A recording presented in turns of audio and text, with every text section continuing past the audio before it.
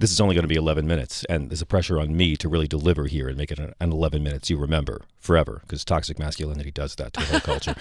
Here's my intro. This was supposed to be smooth foreplay when I thought we had a 30-minute thing. Karley Sciortino is creator and host of the VICELAND show Slutever, which you watch, or tell people you don't, but you should. The second season's already premiered. She's the founder of Slutever, which is a website that really just explores sexuality for people who are ready to explore sexuality without the shame that centuries of hang-ups of dead old guys impose on us. But that's not all. She also authors Breathless, the sex and relationship column for Vogue. She's co-writer, along with Greg Araki, who I love so much, and executive producer Steven Soderbergh of the new comedy series Now Apocalypse, which is premiering on Starz in March, and published author on top of it all. Welcome, Karley. Thank you so much. Thank you. I like that intro. Well, the scheduling here is crazy, and I was so prepared to do a deep dive with you on a lot of different things. Now we're just going to have to keep it to, I guess, bare foreplay and see how it feels. But let me just ask you, because your life story is so amazing, as impressive as your career is. What was your life like as a young woman in London, pre-Slutever, pre this identity you fashioned for yourself? Right. So interesting story. I grew up in this conservative Catholic family. When I was 18, I moved to London, like ostensibly to go to college, but I quickly instead just moved into like a squatted freegan egalitarian commune where we like ate out of the garbage, and I dropped out of college and just like took a lot of recreational drugs and went to raves. And is this what you were asking me to talk about? Yeah, every Catholic parent's dream. So yeah, it's like basically this commune where the idea is that you're a freegan, so you don't spend money on anything. Right. And so we would do these banquets, for example, where we would like scavenge food out of supermarket garbage bins, like when the food they throw away when it's out of date. And then we would like get salt from McDonald's and then steal some alcohol, and then you make these banquets for like 30 people, and it doesn't cost any money. And that was and squatting, which means you live in an abandoned building and you don't pay rent. Was there a moment that you realized that the Slutever column was actually going to be a huge hit and be a career for you? Well, no, it was really a slow build. I mean, I started it while I was squatting, and it really was just basically an account of everything that was going on in my life and the people around me. And I was just like, this is a strange scenario. Maybe I should write about it. And then slowly it really streamlined towards sexuality, because when I moved to New York after this whole squatting thing, I wanted to get a job, but I wasn't qualified for any jobs, surprisingly enough. And I started working as an assistant to a dominatrix.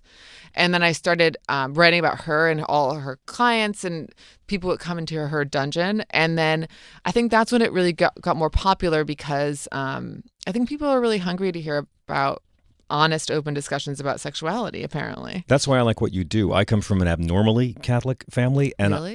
Ex-clergy parents, yeah. Wow. I feel that what you do is inherently moral, because you're not going against anything Jesus talked about. You're all about, respect and being open and honest with people. And Jesus didn't have the sex hang-ups. What you're doing is sort of what I call come for the titillation, stay for the inspiration, because I think what you're doing is a lot about removing shame and empowering people to enjoy their lives. I want to ask you about the word slut, because I think it's an important word right now. I was doing a bit on it in stand-up a few years ago after Rush Limbaugh's comments about birth control.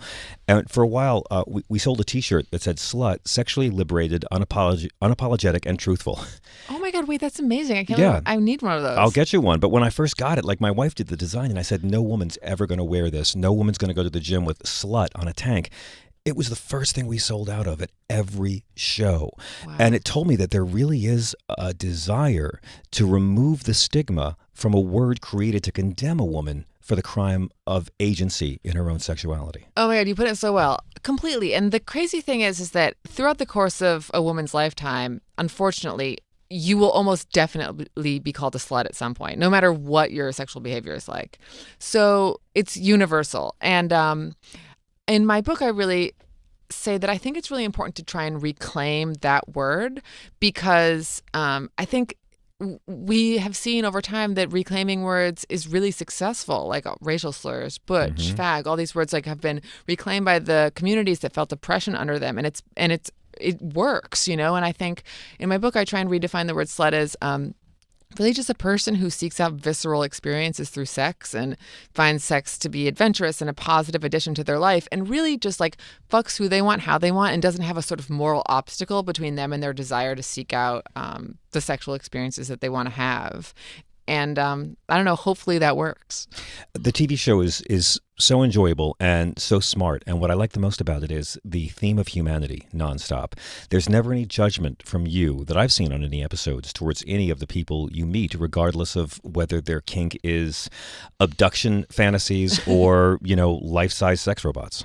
Yeah, I mean, that is the goal, right? Is to just create open, honest dialogue that's judgment-free, and just to really humanize people who are often thought of as like weirdo, creepy sex freaks. Mm-hmm.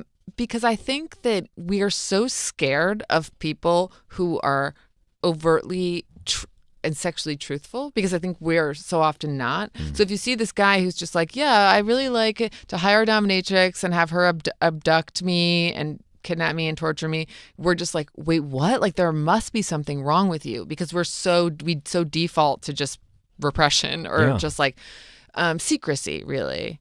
And so I find talking to these people amazingly interesting and really inspiring, because I'm just like, wow, you like went for it, like if I think it's an aspirational to be that, to just like own your sexuality so much. So how do you manage to avoid hitting your peak in terms of intensity?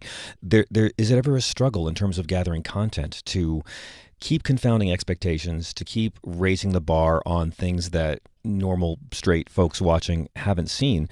You have so much attention now and your profile has risen so much. Is there ever a concern that you have to be a certain level of provocative? That's interesting, because I feel like I did have anxiety about that a couple of years ago, where it was like, okay, we have to do something shocking, right? Like we have to have like sex robots, or we have to do an episode, right, whatever, about like people with like these crazy fantasies where they want to sleep with a monster, like just like extreme. Right. And then I think over time, actually, we've grown. I find it's more interesting to go actually a little smaller and more nuanced. Like a lot of the episodes this season, one of them's about male bisexuality, and one of them we follow this woman who's in an open relationship and she's dating two men. And these things aren't necessarily like, whoa, that's so crazy. But when you really deep dive with a person and get it, like sit with them and have vulnerable conversations and like find out what their daily life is like, and the struggles and the jealousy and the oppression and the shame they face and from their friends and families and relationships, like that to me is more interesting now than just doing something that's like shocking for the sake of being shocking. Absolutely. Yeah. Can you be shocked still? Oh yeah. I mean, the monster fantasy thing did shock me, actually. What shocked you about that? It seems kind of quaint. Well, it's like there's this huge multi-million-dollar industry that's written by women and for women, where it's this monster erotica. Oh, you mean paranormal romance? Yes. Yes. Oh, you're very familiar? Well, I look in the bookstore and it's like, oh, we're teaching young girls that love can change a monster. Great message, yeah. I didn't know that existed. I was like, wait, what? There's this huge Boys industry. have horror stories, girls have paranormal romance. I know. It's like all these girls want to date aliens. Mm-hmm. There's this big industry around dragon dildos. So the girls love, it's like dildos, but it's like an alien dick or like a monster dragon dick. I was like, wow, I feel like really normal compared to these people. Do you have things that you find shocking or off-putting that the average viewer might not find objectionable? I think I'm probably hypersensitive to like people being able to state their boundaries. I just want to make sure everyone is happy to be there and saying what they need and is giving consent, I feel like a mom sometimes. The basic communication that we're never taught as men and women. Right, exactly. You have talked about an early boyfriend saying to you, good luck ever trying to date people as a sex columnist. And to me, that seems like it's sort of a great way to screen out shallow people or men who have no game whatsoever. I mean, anyone intimidated by what you do is probably not worth dating. You're totally right. It has been a filter. I mean, I think being a slut is a filter too. Like, because if by using the word? you're just, I mean, living a slutty, sex-positive lifestyle. Mm-hmm. I mean, if you're someone who has had, especially as a woman, right, a history of many sexual partners, a lot of guys are... And by the way, many means very different for males and females still in this culture. Right, or whatever, even like 20 or something. Who knows? I mean, it's different for everybody, right? And but if you are a woman who's dating a man who perceives you to have had a lot of past sexual partners, if he's intimidated by that or shames you for it, like, thank God you found that out, because you don't want to be dating that person. Mm-hmm. So I think this boyfriend that I had was really, I think, felt really intimidated by it and was trying to convince me in a way that kind of worked for a while, like that this is going to make life so much harder for you because no man in their right mind would want to date someone who talks about sex so openly. Do you still see that guy on Facebook? I think he blocked me like many years ago. Bullet dodged. I know. I'm sorry that this conversation is so brief. It's sort of just how things went around here today, because I really do love what you do, and I love how you are removing a stigma from women that has never been imposed on boys and men. And I think that's really doing the Lord's work. Where do you see yourself down the road? I mean, 20, 30 years from now? Still writing, still broadcasting?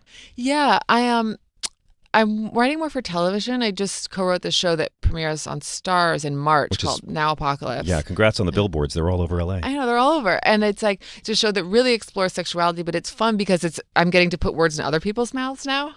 And, I'm getting to write these like really sexually resilient, exciting female characters. And that's so fun. And I think I want to explore more of that in the future because I'm kind of sick of myself at this point.